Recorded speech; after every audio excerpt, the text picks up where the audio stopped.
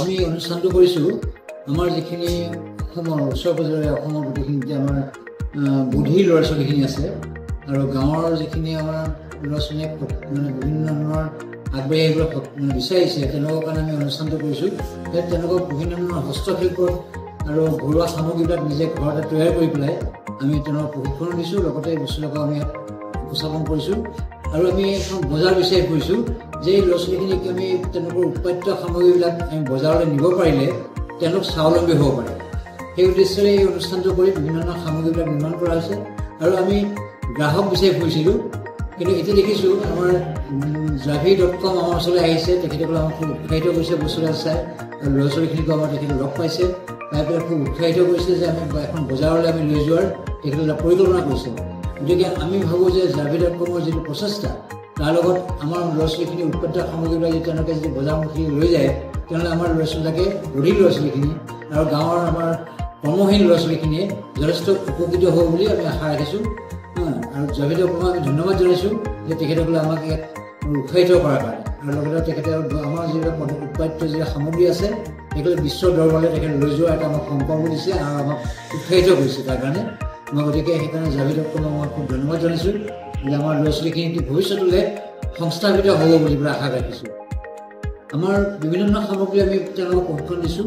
আমাৰ বাঁহ বেতৰ পৰা আৰম্ভ কৰি পেলাই আচাৰ বনোৱালৈকে, ফুড সংৰক্ষণ কৰালৈকে, তাৰপিছত আৰু লগতে বস্ত্ৰৰ বিভিন্ন ধৰণৰ আমি তেওঁলোকক প্ৰশিক্ষণ দিছোঁ। বস্ত্ৰ যেনেকৈ আমাৰ এইবিলাক বনাইছে ল'ৰা ছোৱালীখিনিয়ে, আৰু এইবোৰ কাপোৰ চাপোৰ আছে। আৰু লগতে আমাৰ পুৰণিকৈ টেবুল ক্লথ বনোৱা প্ৰশিক্ষণ দিয়া হৈছে, ফুল তোলা প্ৰশিক্ষণ দিয়া হৈছে। গতিকে আমি বিচাৰি গৈছিলোঁ আমি এইবিলাক নিম ক'লোঁ, কিন্তু আমাক উৎসাহিত কৰিছে Javi.com আহি পেলাই আমাৰ আগত কৈছেহি যে আমি এইবিলাক বজাৰত লৈ যাম। গতিকে Javi.comৰ সমূহ কৰ্মকৰ্তালৈ মই ধন্যবাদ জনাইছোঁ আমাক উৎসাহিত কৰাৰ কাৰণে। আৰু আমাৰ আশা ৰাখিছোঁ যে এইবিলাক ল'ৰা ছোৱালীকে বনাই পেলাই তেওঁলোকেতো ঘৰ বজাৰলৈ লৈ যাব নোৱাৰে, কিন্তু তেখেতসকলে যিটো প্ৰচেষ্টা লৈছে যে তেওঁলোকৰ বস্তুবিলাক সামগ্ৰী বজাৰলৈ লৈ যোৱাৰ এটা পৰিকল্পনা কৰিছে। গতিকে এইটোৰ দ্বাৰা আমাৰ ল'ৰা ছোৱালীখিনি যথেষ্ট মানে উৎসাহিত হৈছে, আৰু তেওঁলোকক আমি আৰু প্ৰশিক্ষণ দি পেলাই বস্তু নিৰ্মাণ কৰিবলৈ আমি সুবিধা দিব পাৰিম বুলি আশা ৰাখিছোঁ। এইক্ষেত্ৰত আমি আৰু এটা কওঁ, আমি বিভিন্ন ধৰণৰ গাঁওবিলাকতো আমি কিছুমান খাদ্য সামগ্ৰী অৰ্গেনিকেলি খাদ্য সামগ্ৰী প্ৰস্তুতৰ কাৰণে কৃষকবিলাকক আমি এফৰ্ট কৰিছোঁ, আৰু লগতে গাঁৱত আমি শিপিনীবিলাকক ট্ৰেইনিং দিছোঁ, শিপিনীবিলাকে নিজৰ তাঁত বোৱা বৈছে কাপোৰবিলাক। কিন্তু প্ৰথম কথা আছে যে শিপিনীবিলাকে কাপোৰ বলেই নহ'ব, বজাৰত নিব পাৰিব লাগিব।